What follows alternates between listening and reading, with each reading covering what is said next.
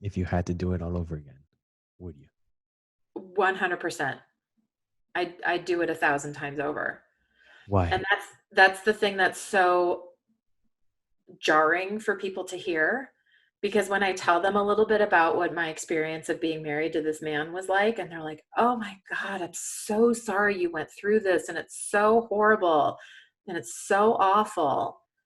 And I don't disagree with that necessarily.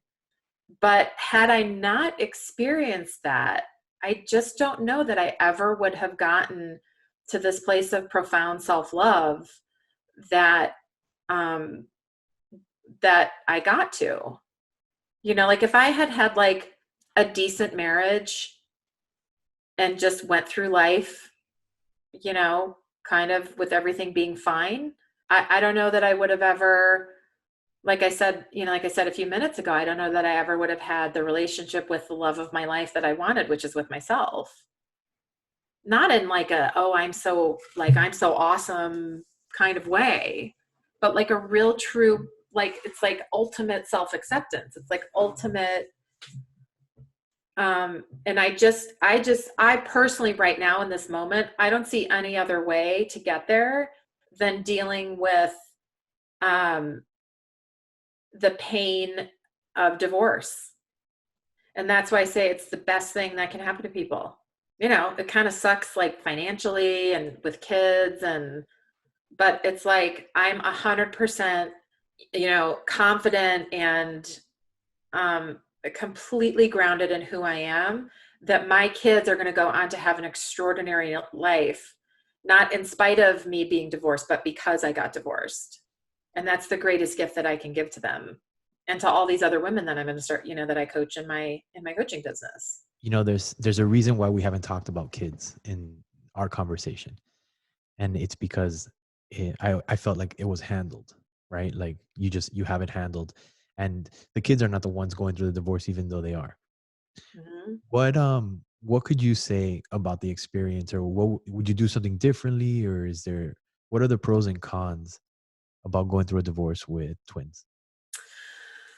Well, I mean, definitely the pros are that they have each other. And, specifically because they're twins, they've been on the exact same trajectory and plan their whole life. They come as a pair.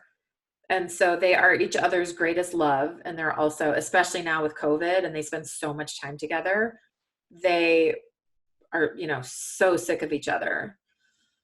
But, I've heard, and I haven't researched this too much, that they say that if parents get divorced when kids are age 7 and under, that it's easier, or like under the age of 7, that it's easier for them. But I don't have any frame of reference. So it's not like I've got an older kid and a younger one and I can see kind of how differently they're dealing with it. I will say that the single best thing that I have done for them is to have a great life and to be happy. As much as my ex-husband, has his faults and in my opinion was a raging narcissistic and completely abusive, the one thing that we have not done is we never talk shit about each other to our kids ever. And he and I have maintained a very civil co-parenting relationship for the benefit of the children. And we don't mess around with that. Obviously, the cons are that they have to go back and forth now between two houses. They have to see their parents with new partners. They are now like out in the world. They're like a child of divorced parents. I just don't really give too much charge to that kind of stuff because I know that I'm doing my job. And, because of my financial situation, I was able to buy out my husband's half of the house and provide that stability for them.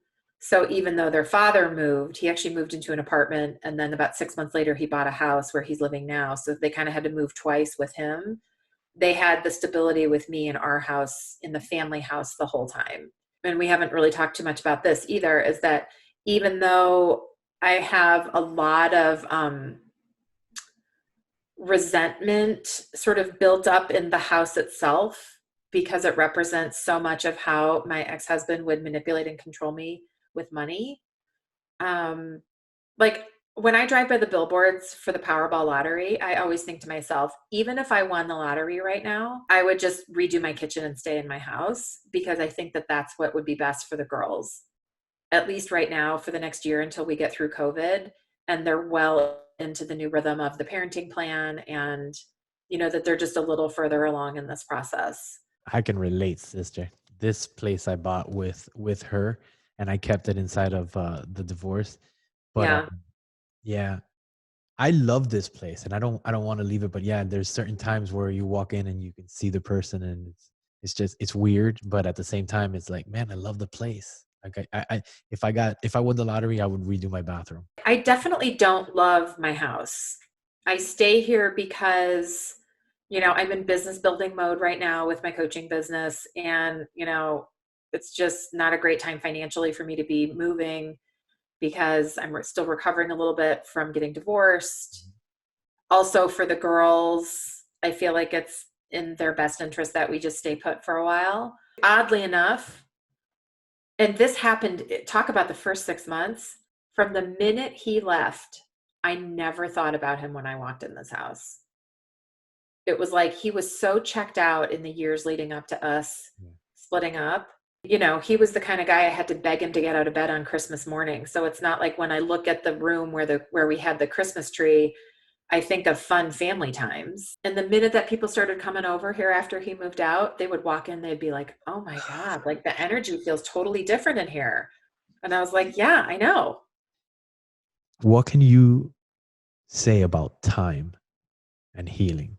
Well, a couple of things. The second 6 months for me were a disaster. And that was where, and maybe this is part two for us, Right.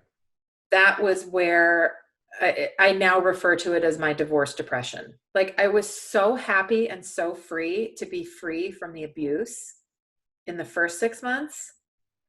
And then the next 6 months after that was when the reality and the divorce depression set in. So when you're saying like we haven't really talked about my emotional state, that's because it came in a delayed way. So I think the sequencing for what people experience in the grief process varies greatly from person to person.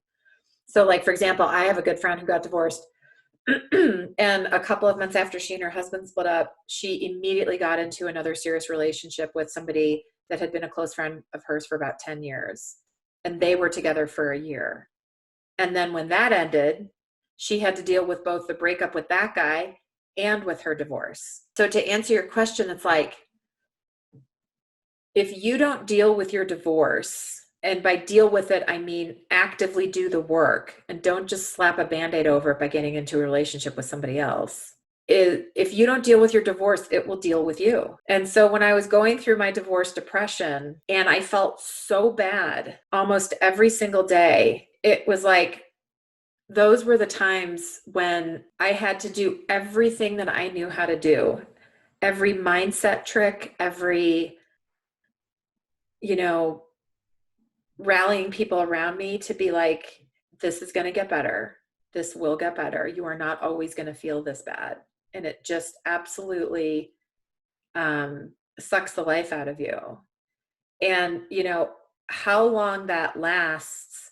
And this is one of the things that Melanie talks about so much in the NARP course is so within, so without, meaning that whatever you're experiencing over here, the universe is going to reflect back to you as feedback. We have it the other way around. We have it that we're responding to the external circumstances or to whatever's going on out here. That's not how it works. It's quantum law. What the feedback that you get is actually a reflection of what's going on within. So it's like there was this intrinsic motivation for me to want to actually do the work so that I could move past it, because I just wasn't interested in feeling bad. Whenever I would tell people, even still now when I run into people and I tell them I got divorced, I would say 8 out of 10 times they say, "I'm so sorry." Yeah. And I always interrupt them. I'm like, oh, no, no, no, no, no, no, no, no. Don't be sorry. I said, this is the best thing that's ever happened to me. So, and they're like, oh, well, then I guess congratulations. I was like, yeah. Every now and again, somebody will say, oh, I'm not sure what do I say? Do I say I'm sorry or do I say congratulations? In my case, you say congratulations. They say congratulations. So that's one thing. And then, and by the way, I'm not like going out in the world as like a marriage basher, like everybody should get divorced. It's the best thing that's ever happened to you. That's not what I'm saying. I'm saying for me, Yeah. that it was the pathway to having this this extraordinary life. And then the other thing that I'll say is that when I was in my first 6 months, that I now refer to as the honeymoon phase Mhm. of being free and liberated, one of my very good friends from college I've known for 30 years, and he's divorced, and he calls me McLean, which is my last name, and he would say, McLean, he said, I know you're feeling so good right now. He said, but there's nobody who is immune to going through the pain of getting divorced, and it's coming. And I was like, Eric, no, I'm going to be the one person. And then sure enough, wham, after the first 6 months, Yeah. there it was. And you have to go through it. You can't go around it. You can't. And that's why I was saying, if you don't deal with your divorce, it'll deal with you. That's a wrap on another episode of Divorce the First 6 Months. Don't forget to hit subscribe for more insights. Take care.